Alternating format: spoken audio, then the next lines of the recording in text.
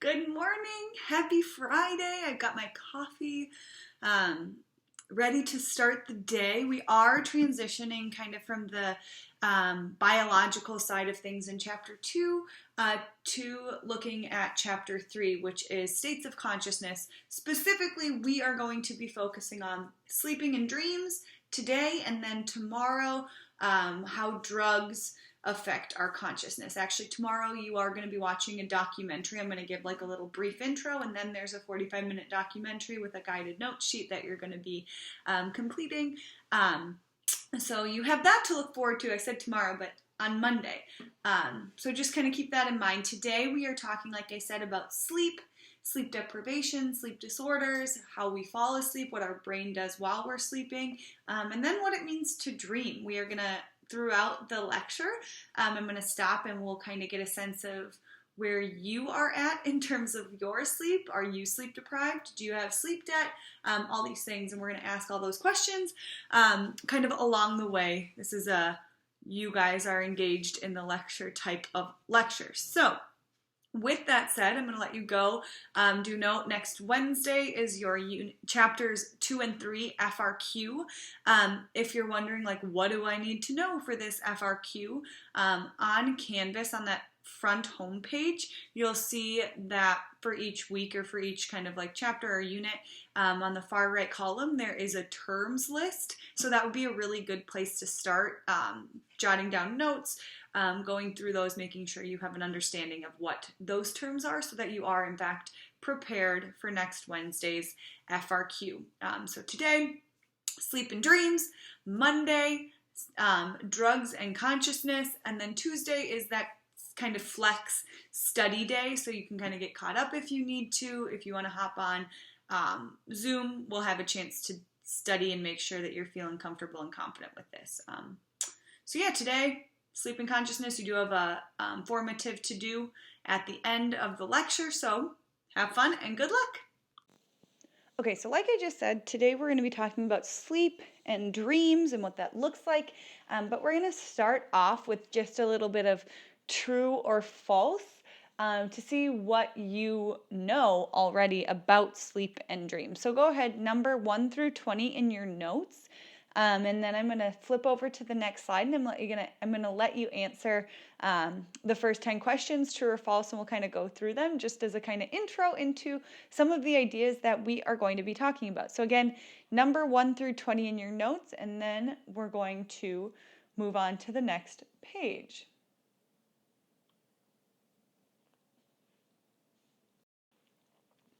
So go ahead and just pause the video, answer these questions real quick, and then I'm going to go through and tell you the answers and just give you a brief explanation why. They're pretty interesting. So again, pause this, answer the questions. We have one more page, and then we'll get started on content. Okay, hopefully you had a chance to go through and answer those. We'll try and crank out the answers real quick and just talk about their relevance. Right, number 1 is false. Normal REM sleep is accompanied by muscle paralysis that makes acting out dreams impossible. Sleepwalking actually occurs in sleep stages 3 and 4. We're going to look at those different sleep stages here in just a second, but we do not sleepwalk during REM sleep. Number 2, night or sleep terrors, which occur during stages 3 and 4, are marked by intense feelings of dread, but lack of fearful narrative that characterize nightmares. Right, this is getting at the fact that sleep terrors are an example of autonomic nervous system arousal, and that it's a really intense response in night terrors, but it's not as intense in nightmares. Generally pretty mild physiological response. So like night terrors are a physiological response, whereas nightmares are more of like listening to a scary story. Number 3 is also false. Because there is too little evidence to establish the usefulness of melatonin, the FDA has not approved it as a treatment for insomnia. Also, its long-term safety is uncertain. Evidence does suggest, however, that melatonin helps some people with circadian rhythm disruptions. I'll be honest, I take melatonin some nights when I'm having a difficult time falling asleep, and usually it works. I don't know if it's the placebo effect. There you go, vocab word, placebo effect, or not, but I do it. Number 4, false. Research indicates hallucination-like dreams occur in stage 1. Unlike REM dreams, these stage 1 dreams do not follow a narrative or a storyline, right? Think about when you're like woken up right as you're falling asleep, or like when you're kind of like drowsy in the morning, you're not quite awake, but you're not sleeping. And there's like all this random stuff going on. You might like dream that you're falling or flying or whatever, but there's no real plot to your dreams. Number 5 says is false and says that dreaming as reported in self-reported dream logs typically occur in full color. Number 6 is also false. Infants enter REM sooner and for a greater percentage of sleep than do older adults. Number 7 is true. Some people require as few as 4 hours, while others need as many as 10, but most people require between 6 and 10. I'm like a 7 to 8 hour person, but my brother-in-law can sleep for like 10 hours and then like still need to catch up on sleep the next day. Like he sleeps so much, it's unbelievable. Maybe he's sleeping too much. I'll tell him that. Number 8 is true. 95% of people awakened during REM reported dreaming. Failure to report dreaming, suggests researchers, reflects a failure of memory, not a lack of dreaming. Number 9 is also true. According to a 2005 Sleep in America poll, 54% of American adults report that within the last year, they have experienced at least one or more symptoms of insomnia at least a few nights a week. The last one here, 10, is false. Although the body rests during sleep, the brain is active and still controls body functions. More specifically, REM sleep is an active sleep during which dream occurs. Breathing and heart rate increases and become irregular. Eyes move back and forth under the eyelid. And even the deepest non-REM sleep, our minds still process information. All right, pause it. Go through these ones. I'm just going to tell you true or false, and you can kind of get a sense of them. I won't go over all the reasons just to save time. But pause it, answer these to the best of your ability, and I'll tell you the answers here. All right, number 11. Some people suffer from attacks of sleep during the day. This is true. Number 12. Barbiturates can induce a sleep that is just like natural sleep. This is false. So people who like drink themselves to sleep or do drugs to sleep better, right? Like that's not accurate. Number 14, over-the-counter medications are effective in treating sleep problems such as insomnia. This is false. Number 14, bedwetting is usually due to the effects of dream content. This is also false.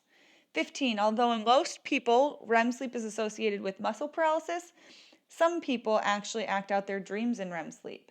This is true. Number 16, memory consolidation is a primary function of REM sleep. This is false. Or is it true? Research and science goes back and forth on this, and we're going to talk about it when we talk about why we dream here in just a second. Number 17, an animal's size is a key determinant in the amount of time the animal sleeps. This is true. Number 18, a campaign called Back to Sleep has led to a significant reduction in deaths due to sudden infant death syndrome. Also true. Number 19, snoring can be a symptom of a serious medical condition. True. And the last question, fetuses as young as 30 weeks begin to show brain activity consistent with REM sleep. This is also true. So there you have it, some of the crazier, I don't know if crazy is the right word, but some fun facts about sleep before we dive into the actual science behind reading EEGs and what that means for our understanding of what our brain's doing during sleep. So the first specific idea that we're going to talk about when it comes to sleep is kind of this overall like pattern of our circadian rhythm. Circadian means about a day, and it refers to the body's natural 24-hour cycle, which roughly matched to the day-night cycle of light and dark. This circadian rhythm is what makes us get tired around 9 or 10 o'clock and makes us ready to wake up around 7 or 8 o'clock, right? Like that natural tendency comes from an evolutionary place, right? Sleeping during the night because you can't get the work done because the light goes away, historically speaking, they didn't have electricity, so they couldn't do things at night, so they slept through the night to get their rest, to get prepared for the day so that they could be efficient, right? And so the circadian rhythm is that body's natural cycle. Now, with that said, everybody's cycle is a little bit different. You've heard the term night owl, or like early bird catches the worm, right? They've done research on this, and they find that like night owls are people who thrive in the evening. Generally speaking, that peaks at age 20. So as you guys are like juniors in high school, seniors in high school, you guys are getting there to that, like, you wonder why you're staying up all night watching Netflix or doing whatever you're doing. It's because your body's circadian rhythm is set to be kind of more prone to staying up late than getting up early. Whereas our morning peak, so that like early bird, generally peaks for 50-year-olds, right? Once you're getting around age 50, those are the people who are waking up at 6 o'clock in the morning, no matter what, ready to get their day started. Everybody, again, is different. Like, I'm definitely a morning person. For those of you who would have been in my first block class, you would have learned that quickly. A lot of energy, a lot of noise, a lot of moving around. You all would have been like, whoa, Miss Ellis, you're a lot right now. But that's okay. Everybody's different, and we know that over the 24-hour cycle, the following factors vary, rising and falling over the course of the day and night: our body temperature, our arousal and energy, our mental sharpness, right? Do you ever, at like 2 o'clock exactly for me, I always get this, like, feel like I hit a brick wall and I need to take a nap, right? That's your circadian rhythm. So having an understanding of kind of the circadian rhythm, then let's like transition into, so when it is time to sleep, what does that look like, right? We talked on, what day was that? Wednesday, about how we image the brain or take images of the brain. One of the examples was an EEG. And this is generally what we're going to be using. This is the type of brainwave kind of image that we're going to be looking at when we're talking about sleep and how we understand sleep. We know that this EEG looks at brain activity. It doesn't look at where that activity is happening. It just looks at like whether or not the brain is active. And those are kind of those waves. And we're going to talk about what all of those waves mean and how they align with different sleep stages. But for now, just remember, EEG is generally how we're going to be measuring our understanding of the brain's activity during sleep. With that said, based on research and science that has been done over time and watching the EEG charts of many, many, many people, we have come to the conclusion that there are, in fact, sleep stages and sleep cycles. Sleep stages are distinct patterns of brain waves and muscle activity that are associated with different types of consciousness and sleep. Right? You've already heard me reference like stages 3 and 4 or REM sleep. Right? Like, what are those stages and what is happening in our brain when we go through those different stages? We also know that there are sleep cycles, and these are patterns of shifting through all the sleep stages over the course of the night. We cycle through all the sleep stages in about 90 minutes on average. So we go through this sleep cycle multiple times a night while we're sleeping. So what does it look like when we're falling asleep? Well, on an EEG, as people fall asleep, we see a prominence of what we call alpha waves, right? You'll see here in the blue kind of image that alpha waves are relatively slow brain waves of a relaxed awake state, right? So this is what's happening when you're like falling asleep, you're laying in bed, your eyes are closed, you're drifting in and out of consciousness, right? You have these alpha waves, which are slow, relaxed brain waves. And that's in comparison, if you look above to like the yellow graph where the beta waves are, how many spikes in electricity we see in the time span of a second is significantly more than with those alpha waves, right? So alpha waves, relatively slow brain waves of a relaxed awake state as we are falling asleep. Again, as we're falling asleep, right, we're seeing these alpha waves, these slow kind of brain waves. We know that yawning creates a brief boost in alertness because your brain is getting more oxygen into it when you yawn. Your breathing starts to slow down, your brain waves become slower, they become irregular. You may have that hypnagogic, that's that like jolting awake. You feel like you're falling or you're tripping and you kind of like twitch yourself awake. And then we see, right, a switch, right, these falling asleep alpha waves that you see in the graph above, right, those are relatively slow brain waves for somebody who's awake as they're starting to fall asleep. But once they fall asleep, you see a change from those alpha waves to our NREM1 waves. So here are some images of non-REM sleep. Based on that true-false activity we did to kind of start us off, we know that most of our dreaming occurs during REM sleep, especially our most vivid dreams. So what's going on the rest of the time, throughout the rest of the sleep cycle? We know there are 4 stages of sleep, and through these stages, we are getting deeper into sleep, but we're not yet dreaming. So here you can see with stage 1,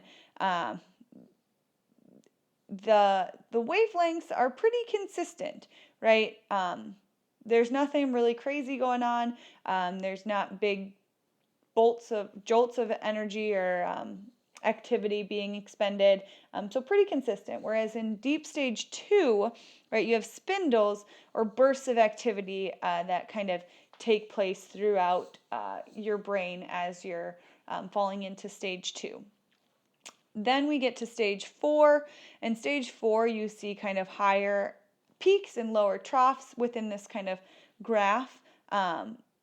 In terms of those wavelengths are getting even more and more spread out. They're becoming less regular, and they're a little bit more dramatic when we're looking at them. So then what happens during REM sleep?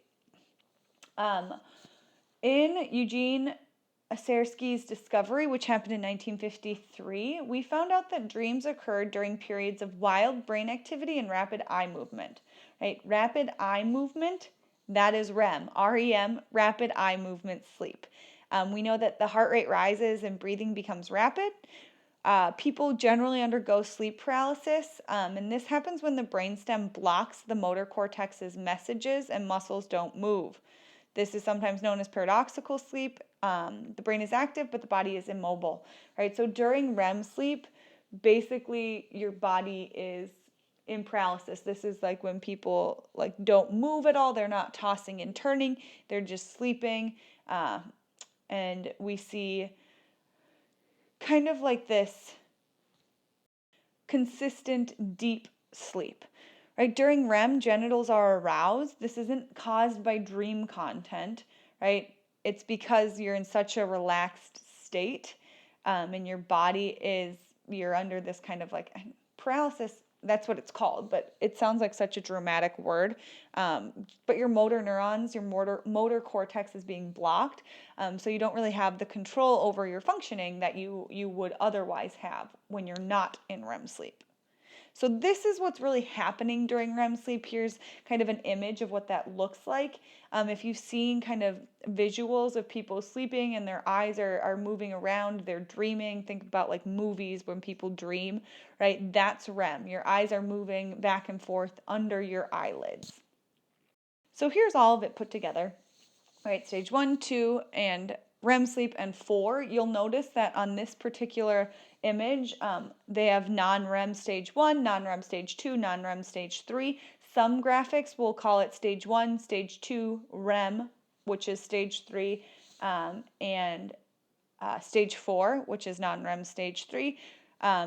They both are going to tell us the same thing, but we know that within the stages of sleep, right, we have the sleep cycle, which are about 90 minutes, and this is what it looks like through 8 hours of sleep, right? The length of REM sleep increases the longer you remain asleep. And then we also know, based on research and looking at EEGs of people across a wide variety, that with age, there are more awakenings and less deep sleep. So here you see where you start off as awake, you go through your sleep cycle, stage 1, stage 2, stage 3, stage 2, then you're at REM. Right? And then you go back to stage 2, stage 3, stage 2, and then you're at REM, right? And that REM time gets longer and longer, and you don't necessarily get through all of the stages as you stay asleep longer. Here's another image of what that might look like. Right? You have your stages, you're awake, you go through all the stages, you get up to REM. Go through the stages, back up through the stages, you get to REM. And again, this is your sleep cycles, which are 90-minute cycles throughout. This example, again, is another 8-hour sleep.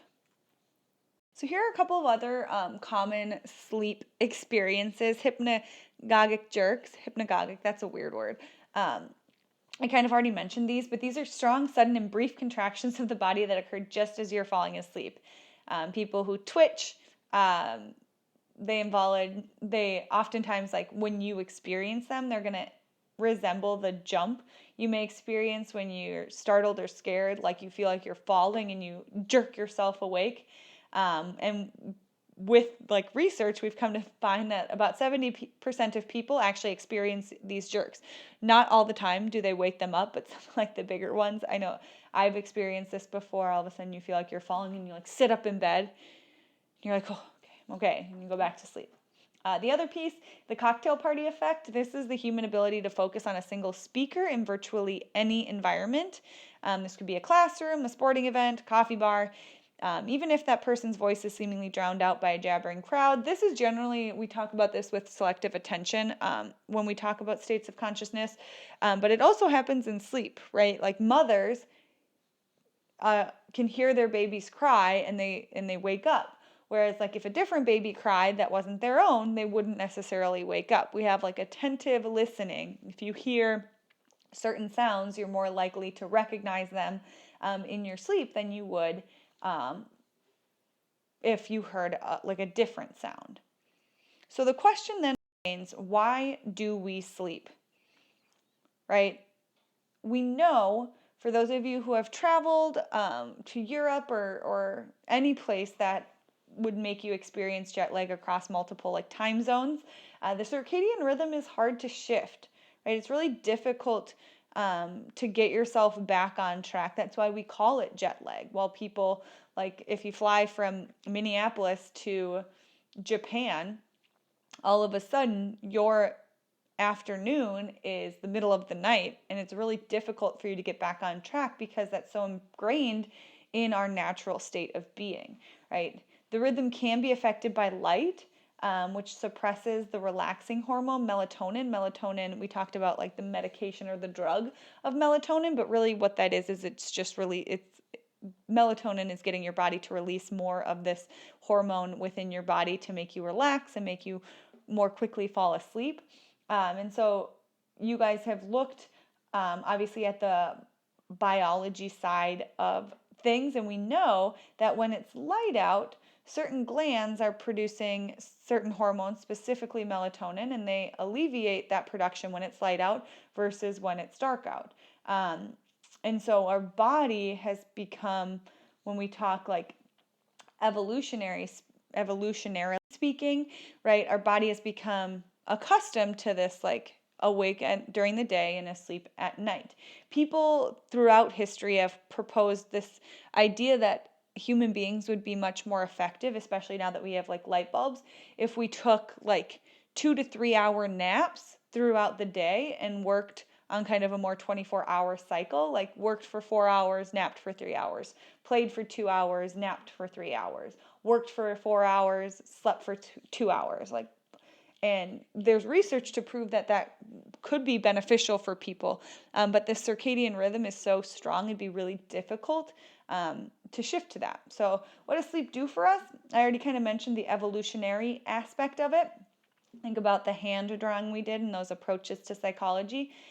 We know that sleep protected our ancestors from predators.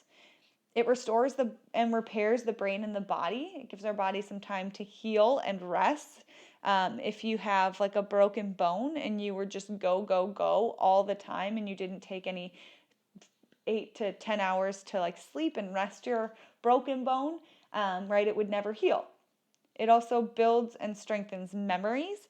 Our brain, obviously, we have seen through these EEG images and the different stages of sleep that our brain is consistently active throughout the sleep cycle. What is it doing? Many people have come to the conclusion based on research, based on a lot of studies, that our brain is kind of organizing and going through and sifting through what happened to us that day and deciding like what was important, what isn't important, right? How do we strengthen these memories? How do we consolidate them and whatnot?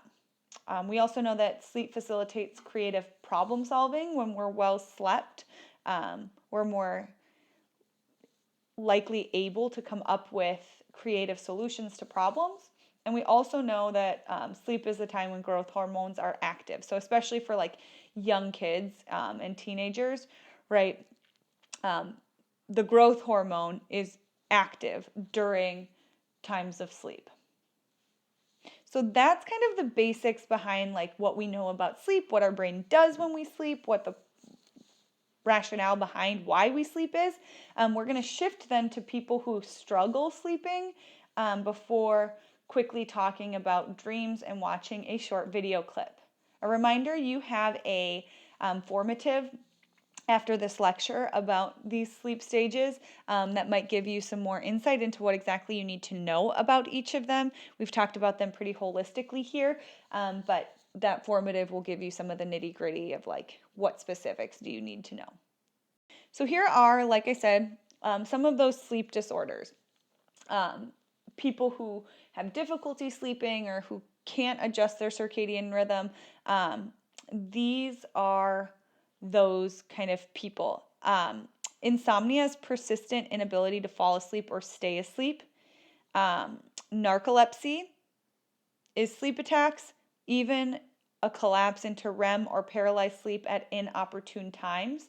We're going to watch a short video clip on narcolepsy and how it can affect people and like the misuse of it throughout like the media and like how we say like, oh, you must be narcoleptic because you take naps. Like it's a very inaccurate portrayal of what somebody who has narcolepsy actually experiences. So we're going to watch just a short video clip about that to get more insight. But we also have sleep apnea, and this is sleeping without breath. This is repeated wakening after breathing stops. Time in bed is not restorative sleep.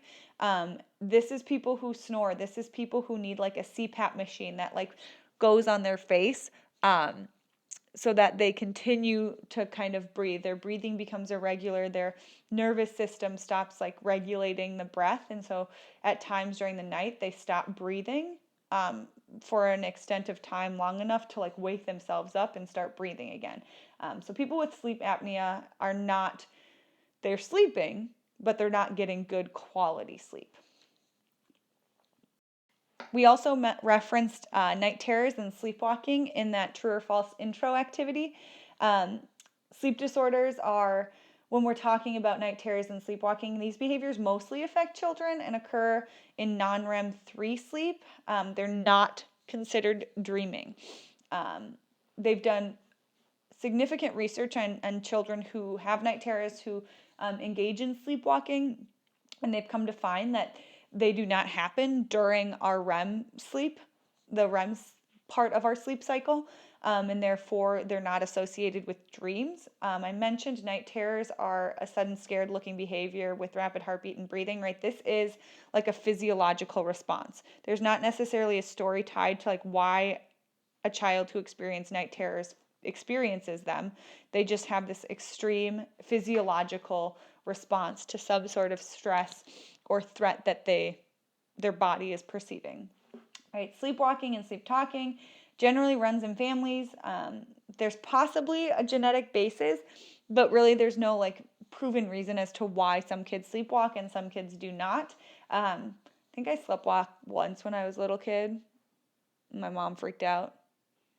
I don't remember. But like, it's really not that big of a deal. It doesn't really impact kids that much. It's not super problematic. I mean, in some extreme cases it could be, but generally speaking, sleepwalking and sleep talking aren't really that big of a deal. Here's an image of what your body is doing during sleep above and beyond your brain, right? We know brain has diminished attentional focus, memory consolidation, and an increased risk of depression if you sleep too much. But I'm just going to I'm not going to read through all of these. But if you want to get further insight into like what is your body doing to heal itself and repair itself and get itself ready for the following day, feel free to pause the lecture, read through these just examples real quick, so that you know like what is your body doing for you while you're sleeping. When we talk about what our body's doing for us, what our brain's doing for us during sleep, what happens then when we don't sleep as much as we should? We know that there is a scientific correlation, there is a significant correlation between sleep deprivation and accident risk. Looking at this graph, right, when people have less sleep, they are more likely to not engage in, but like experience accidents, whether that's car accidents, whether that's like dropping something, breaking something, tripping, whatever it might be. Sleep loss results in more accidents, and this is probably caused by impaired attention and slower reaction time. So we are going to test that, and we're going to see where you guys fall on what your sleep debt is, and then also what your reaction time is, and what that says about how awake you are, and what your sleep deprivation level is actually at. So I want you to go ahead and I wonder, well, this doesn't have all the questions on it. Here's what I'll do. Why don't you answer the first 10 questions here? I'm going to add another slide and get you 11 through 16. And then once you go through and answer these yes or no questions, just in your notes, wherever you're taking them, we'll go over what the answers mean. So if you have like 4 or less yeses, you have adequate sleep. 15 or above, your sleep debt is a major problem. So go ahead, answer yes or no to these questions. Once you've gone through them, hit to the next slide, and I'll give you questions 11 through 16.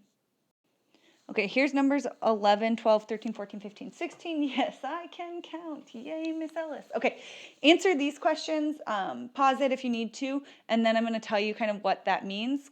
But once you've gone through and you've answered all of them, make sure that you total up how many yeses that you have written down, okay? So how many yeses did you answer? So if you had 4 or less yeses, you have adequate sleep, good for you. 5 or 6, most days you're receiving adequate sleep. Yay for you, you're killing it.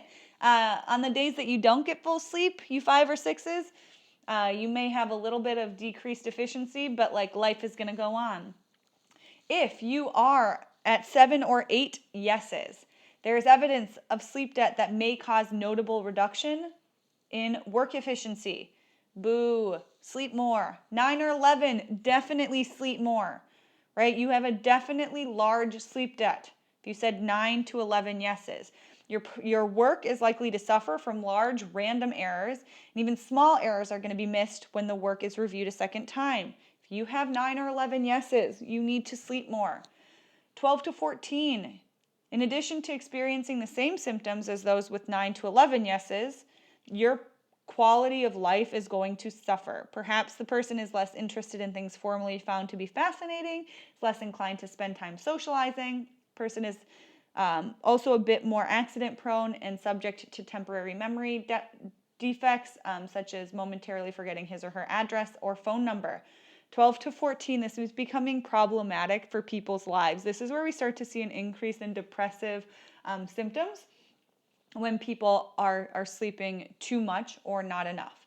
If you have 15 or more yeses, your sleep debt is a major problem. Levels of sleepiness are in the range often found in people with clinical levels of sleep disturbance, for example, those with sleep apnea or sleep insomnia. If you should increase your amount of sleep, and if you can't, if that doesn't work, you should seek professional help. All of you with a 7 or more yeses, sleep more, teenagers. It's good for you, okay? Now what I'm going to do is I'm going to play that video clip I mentioned before about narcolepsy, right? We know there's insomnia, narcolepsy, and sleep apnea. Those are kind of our 3 major sleep disorders. But narcolepsy is oftentimes misportrayed or misreferenced throughout society. So I'm going to have you watch this quick video clip about narcolepsy and what it actually entails and the struggles that people who have it have to go through on a daily basis. Narcolepsy causes me to fall asleep anywhere between 40 and 50 times a day on a good day, probably more than that on a bad day. And it can be anywhere between a few seconds.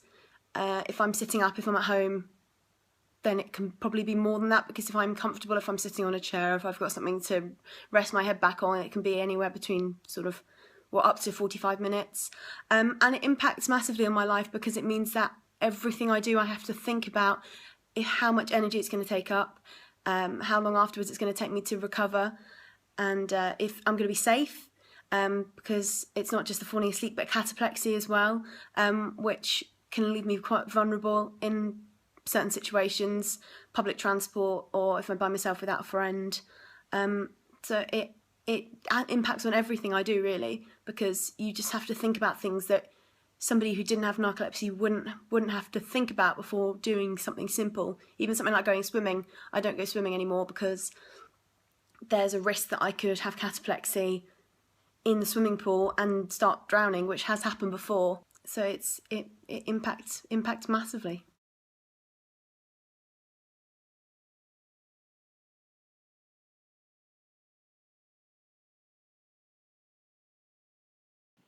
Now that you have a little bit more of a sense of what narcolepsy is, you understand your sleep debt. Let's see how it actually impacts you. We know that people that have severe sleep deprivation are more accident prone.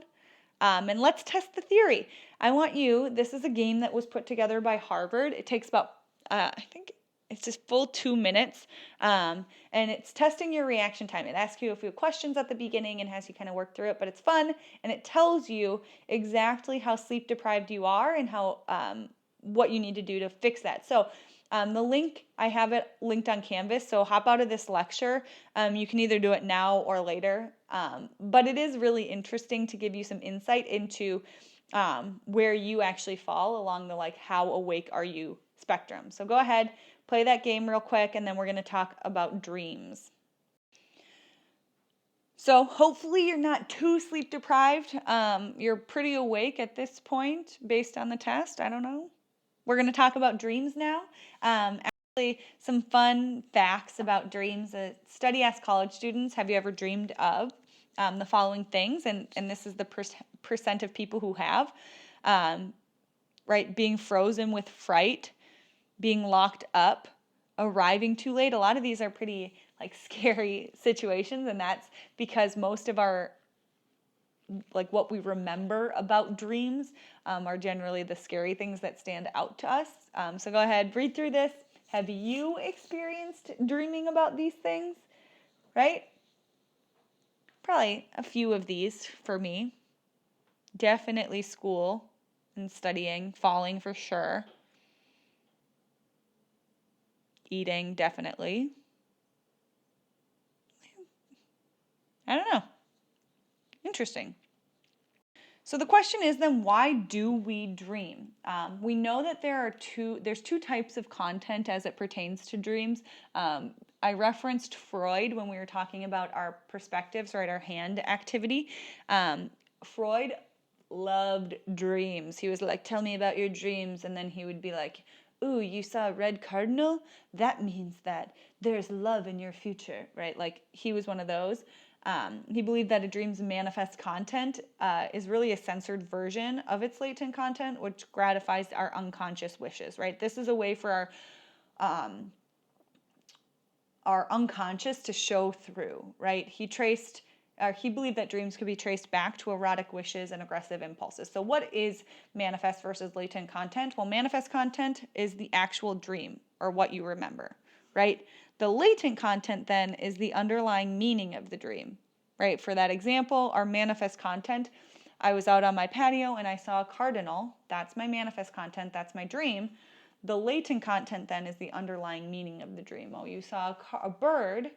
That birds fly, therefore you're moving forward with your future. And since it was a red bird, red is associated with love. You want to find love in your future, right? That would be the latent content. Your manifest content often incorporates experience from your day's event.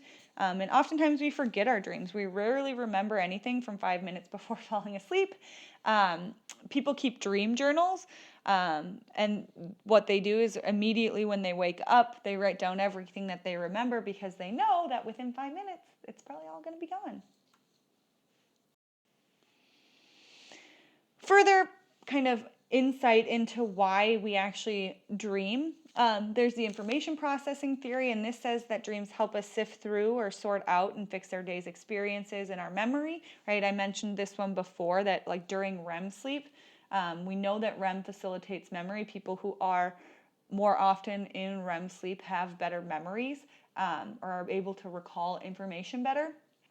And so one of the theories is that while we're sleeping and while we're dreaming, that's our brain's way of unconsciously kind of sifting through what happened that day and figuring out what was important and what isn't.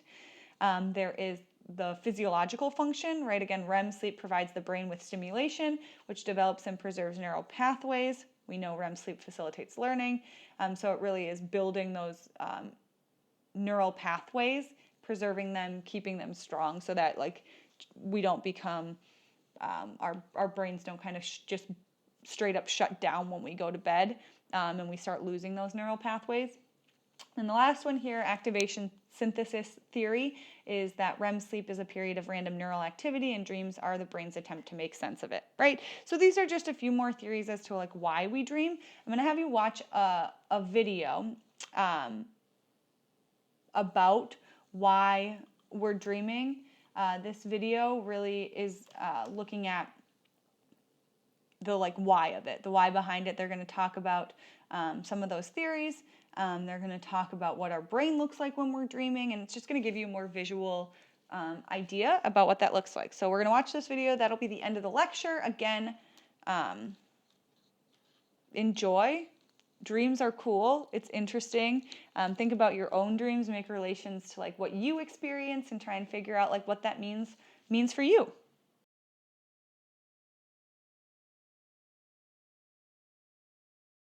Hey, Vsauce, Michael here, and today we are going to talk about why we dream. What's going on inside our brains? The scientific study of dreaming is called onirology, and for most of history it didn't really exist because you can't hold a dream. It's difficult to measure a dream. You can't taste it. You can't see other people's dreams. And if you ask them to tell you what they dreamt, the results are almost always unreliable.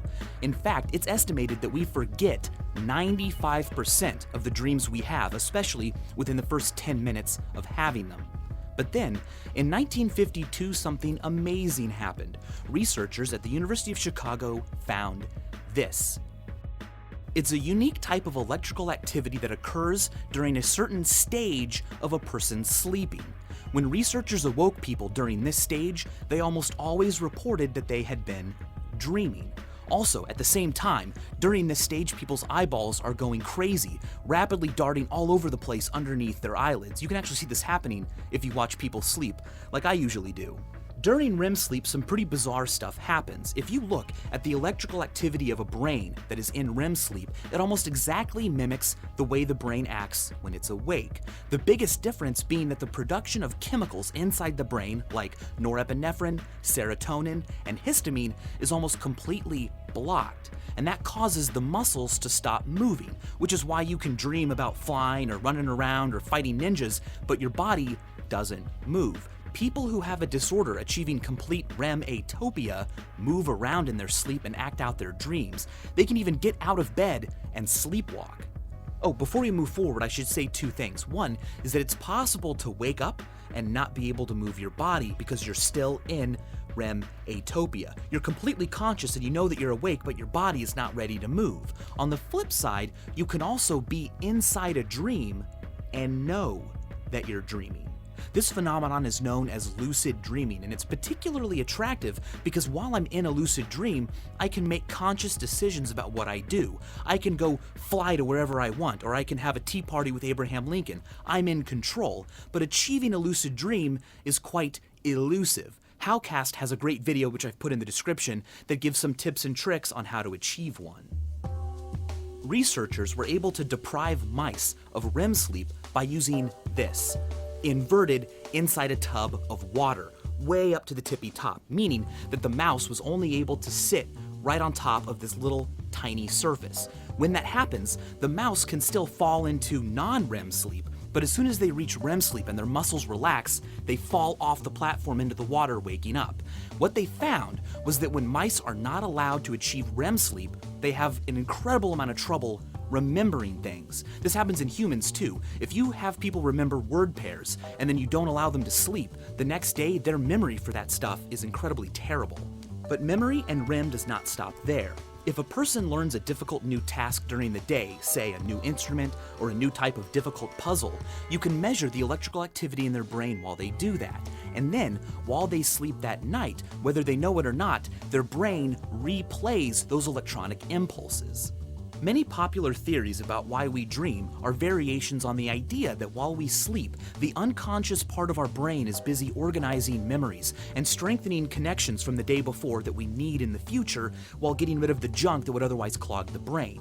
Now, so the theory goes, these electrical impulses are detected by our conscious brain, and our cortex freaks out and doesn't know what it means, and so it tries its best to create a cohesive story, creating a dream. This would explain why dreams are often so fantastic and seemingly random. They're not supposed to make sense. They're not an actual message from our brain. It's just the results of our cortexes trying to synthesize the noise coming from all the work being done back in the unconscious. Under this way of thinking, dreams are an epiphenomenon. They're not a primary process that has a purpose. Instead, they're the accidental result of a more important process going on behind the conscious brain. But some researchers don't believe that. They believe that dreams serve a primary purpose, and that purpose is to prepare us for threats.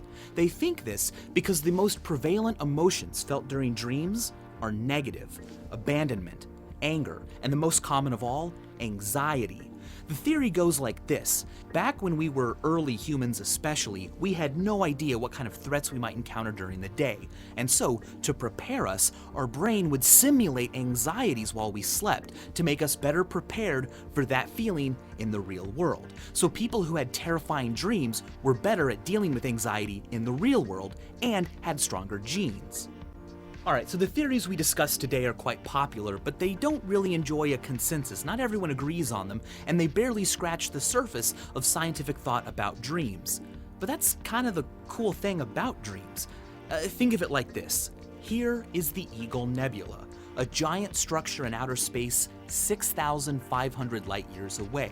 But despite its distance, we pretty much know what it's made out of. We know that it's 100 trillion kilometers tall. We know what caused it, and we know where it's going to be in 750 million years.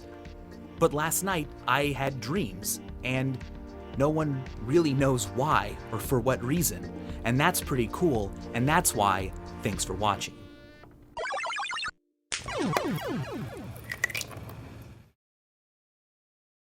If you want to learn more about the world, I highly recommend Smarter Every Day. It's a show here on YouTube by a guy named Destin, who I've met. He's awesome. I've learned a lot from him. He's the guy who did the chicken thing from the lean back. He's also studied what causes poop splash, slow motion water balloons, and has a lot of guns and explosions. What more could you ask for? So do me a favor and go check it out and subscribe if you like it. And if you haven't seen it yet, go check out What's review of my beard. I've got that in the description.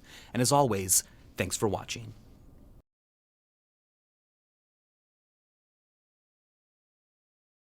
There you have it.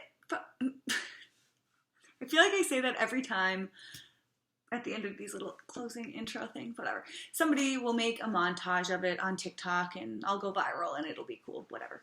But I digress. There you have it. Sleep and dreams. Hopefully this was interesting, not only to get that content of like what does our brain do when we're sleeping, but like where are you at with your sleep? How awake are you? Did you play that Harvard game and check your response time, your reaction time? Do you maybe need to sleep more? Do you need to reevaluate how often you are sleeping and when you're sleeping to align with your circadian rhythm, right? Hopefully that was interesting. Hopefully we learned a little bit about dreams. Like I said, Monday, we're going to talk about drugs. You're going to watch a documentary. And Tuesday is a study flex day. Your test for this these 2 chapters is next Wednesday. Go ahead, hop on Canvas, finish the sleep formative for your participation points. If you have any questions, as always, I will be available for office hours on Wednesday next week. If you have any questions, we can set up a private Zoom meeting or just chat via email. Bye!